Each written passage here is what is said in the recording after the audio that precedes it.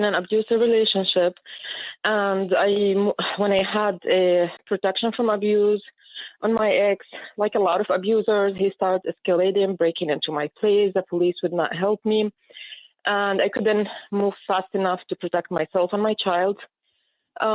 He raped me, and I reported that on the PFA, which is a protection from abuse. And I moved away from him to another county that's like 70 miles away. I moved because I bought a house there. It was cheap housing, everything. As soon as I moved, I was targeted.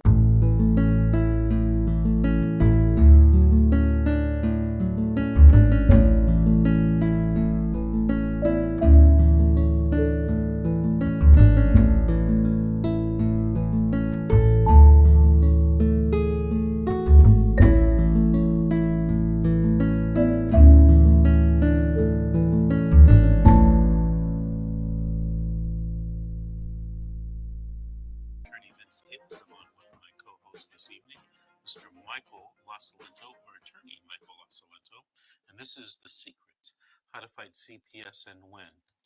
All right, let's take our call right now. Let's talk to Susan in Pennsylvania. Susan, did you have a story to tell or a question to ask? Hello? I'm here. Yes, do you hear me? Loud and clear, Susan. Did you have a story or a question? Oh, okay. Well, it's a story, actually. That's not my real name because I do have an open case with CYS. I'm in Pennsylvania. And I don't know where to start. So in 2019, I was in an abusive relationship. And when I had a protection from abuse on my ex, like a lot of abusers, he started escalating, breaking into my place. The police would not help me, and I couldn't move fast enough to protect myself and my child. He raped me, and I reported that on the PFA, which is a protection from abuse. And I moved away from him to another county that's like 70 miles away. I moved because I bought a house there. It was cheap housing, everything. As soon as I moved, I was targeted by CYS there. The CYS there have like really bad records, corruption, abuse of power with the legal government. It's a small town, not very friendly to outsiders. I was pregnant with his child, and there was nothing on me. The caseworker started coming, and she was not very respectful. At one point, I told her that she's not allowed in my home before I call a lawyer, and that's my right. She started telling me, well, everyone says this is a poor area, you cannot afford it. I told her my finances are my problem, so please respect me. And next day, as a retaliation, I opened my door. I saw that she brought the city, and they put a sign on my door saying my house is unlivable. So she came back, and she told me, well, I'm going to open a case right now for homelessness. I tried to work with her. I tried to work with the city. I went and rented a room with a lady in the same neighborhood, and that case was approved. And I tried to work whatever they said. I did. She wouldn't close the case. She made it a condition that I have to get my house back. And I told her that I'm not homeless. I'm living in a place that was approved, so there's nothing in the law that says a mother has to have her own place, So anyway, as soon as I gave birth to my baby, I moved out of the county, and I informed her. And instead of moving the case with me, because it was not, I still had the legal custody and the children were not removed, then they kind of, and it's hard to say this, they ambushed me. They told me if I come back, then they will help me get my house back. As soon as I came back, a few days after, they called the police and they removed my children. Now, there was no imminent danger. There was nothing even in the court documents. It says that the reason of removal is, the house. So it's purely financial reasons. The judge returned my kids and the adjudication hearing 10 days after. And at this time, I was not aware. I did not know. I never been in this situation. I did not know I moved like less than 24 hours. They put an Amber Alert on me. They accused me of kidnapping my kids. They took me to jail. They took my kids. They gave my son to foster because his dad is deceased, and my family are out of state. They gave my baby to the father, despite the PFA, the police record, everything, and they gave him full custody. Their judge, the same CYS judge, took the legal proceedings despite the conflict of interest. I told him that, I had a job offer. I have everything, all evidence, the email, everything. He refused to listen to me. He denied me speedy trial. He denied me even my child going with family. He kept doing continuance after continuance, and every continuance was 2 and 3 months for no reason.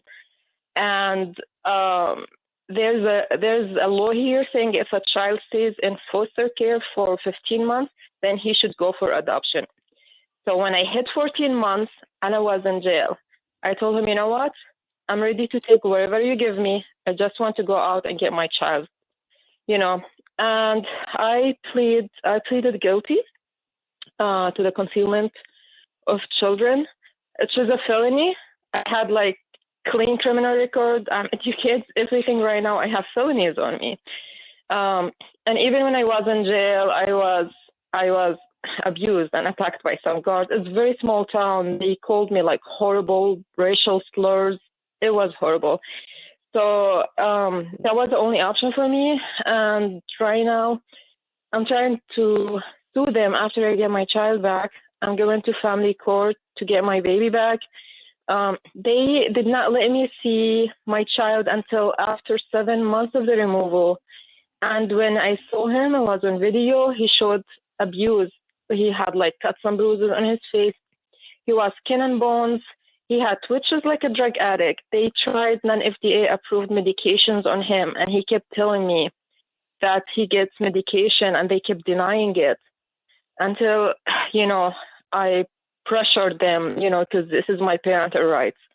And, eventually I came to find out that, there's a medication that they give him. It's not FDA approved. And I raised this issue with my lawyer, and he took it up with them. So they stopped that. Now for my baby, until now, I do not know how she looks like. No one sent me pictures. No one let me see her or do anything. And right now I will have to go through the family court. I'm trying to press charges on the father based, on the sexual assault and everything. I don't know how that's going to go, but right now he's using it against 3 minutes. I'm a flight risk, and he does not want me to be around the child. And he says that, I'm not to be trusted around her. And at the same time, he is abusive and very violent and have bad mental issues. And I'm really scared for her. Okay, Susan, but hold on. Right now, Susan, stop. Yes. Because we're running out of time. This is what I need you to do. All right. Do you have an attorney you're working with? I do, yes. Okay. So this is what I want you to do. I want you to arrange a 3-way call with your attorney, you, and me for sometime on Monday or Tuesday. Can you do that? Yes. Okay, that's what I want you to do. My office number is 888-888-6582. And on Monday after 9 a.m., call my office and ask for Michelle. She's my assistant, and she will set up that 3-way call, okay? Susan, can I ask you a quick question, please? I can't, Susan. 2 minutes. We're running out of time. I apologize. It's a live show. Right. The engineer's telling me we got to wrap up. Susan, thank you for calling. Thank you for listening. And maybe you can call us back in about 3 or 4 weeks and give us an update. All right? Thank you, Susan. Mr. Michael LaSalento, Mr. Attorney Michael LaSalento, I want to thank you for co-hosting the show this evening. It's really appreciated. Tell us your telephone number once again and your email so that people can contact you.